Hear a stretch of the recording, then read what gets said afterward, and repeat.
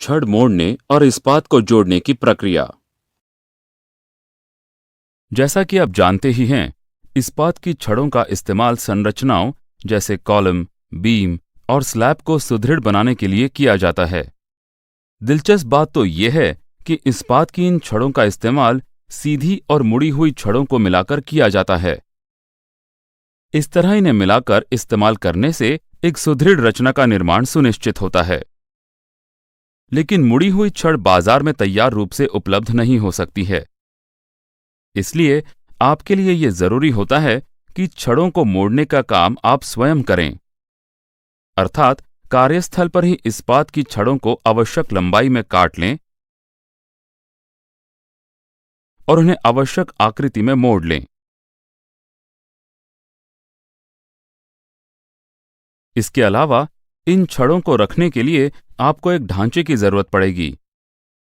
ऐसे ढांचे का निर्माण करने के लिए आपको इस्पात को जोड़ने का काम भी आना चाहिए, अर्थात आपको इन मुड़ी हुई छड़ों को बांधकर आवश्यक आयाम वाले पिंजड़े का निर्माण करना होगा। इसलिए एक सहायक राजमिस्त्री के रूप में आपको छड़ों को मोड़ने और इस्पात को जोड़ने से संबंधित कार्यों से परिचित होना चाहिए। छड़ों को मोड़ने से संबंधित क्रियाकलाप। छड़ों को मोड़ने के काम में शामिल है माप ज्ञात करना, आवश्यक लंबाई वाली इस्पात की छड़ प्राप्त करने के लिए।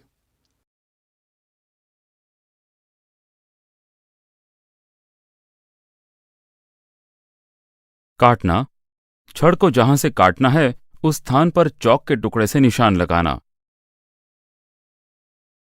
काटने का काम या तो हाथ से या यांत्रिक रूप से किसी काटने वाली मशीन से किया जाता है। छड़ों को काटना इसलिए जरूरी है क्योंकि इस्पात की छड़ आवश्यकता से अधिक लंबाई में उपलब्ध होती है।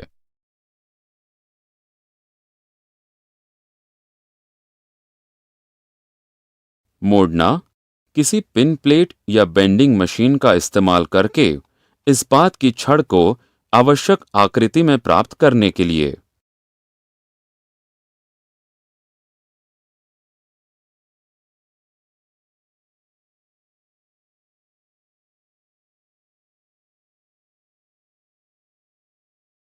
छड़ मोड़ना, कुछ उदाहरण।